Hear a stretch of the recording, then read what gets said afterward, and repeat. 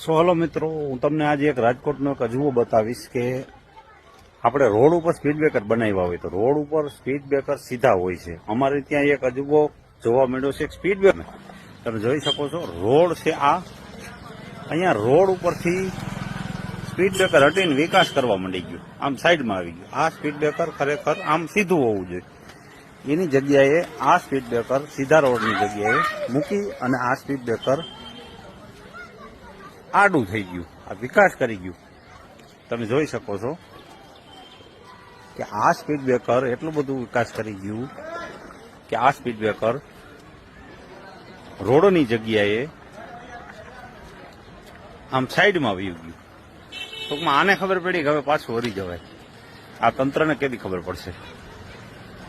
તમે જોઈ શકો છો નીચે આ સ્પીડ બ્રેકરની હાલત શું છે. બનાવતી વખતે આ જગ્યાએ સ્પીડ બ્રેકર હતું એ મૂકી અને આ સ્પીડ બ્રેકર રોડે ચડી ગયું, સાઈડમાં વયું ગયું, આઘું વયું ગયું. ખબર પડી ગઈ કે આ વિકાસ ગોટાળે ચડી ગયો છે. તમે જોઈ શકો છો આ એરિયાની હાલત. સારો એવો રોડ છે, 2 વર્ષમાં ગાબડા પડી જાય એવો છે ને. આ જે રોડ છે ને એની નીચે આ રોડ જેટલા જ ભૂંગરા છે એટલે એમ કહી શકાય કે એટલું ગટર છે, એટલું પાણી જાવક છે, છતાંય આ રોડ ઉપર એટલું પાણી આવે છે કે સ્પીડ બ્રેકરને ઉપાડી એક બાજુ નાખી દે. તો મતલબમાં ગટરમાં પાણી જાતું નથી. તો આ લોકોએ ક્યાં પ્લાનિંગથી આ ગટર બનાવી છે? કારણ કે આ જે સિમેન્ટ રોડ છે ને, સિમેન્ટનો બનાવેલો રોડ છે.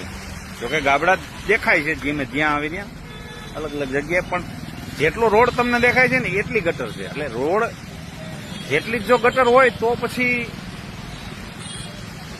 મારો કહેવાનો મતલબ એટલું બધું થવું ન જોઈએ એમ. આટલું પાણી આમાં આવવું ન જોઈએ. કારણ કે આ જે છે ને એ રિંગ રોડ ઉપરથી ઉમિયા ચોકેથી સીધો આવે છે. એટલે એની અંદર એટલે એવડે મોટા ગટર છે કે અંદર મોટા મોટા ભૂંગળા નાખેલા. તો મતલબ એટલું પાણી જાતું નથી. તો પછી ક્યાં પ્લાનિંગથી આ ભૂંગળા નાખ્યા છે ને મતલબ કોકના માટે નાખ્યા છે એમ કહી શકાય.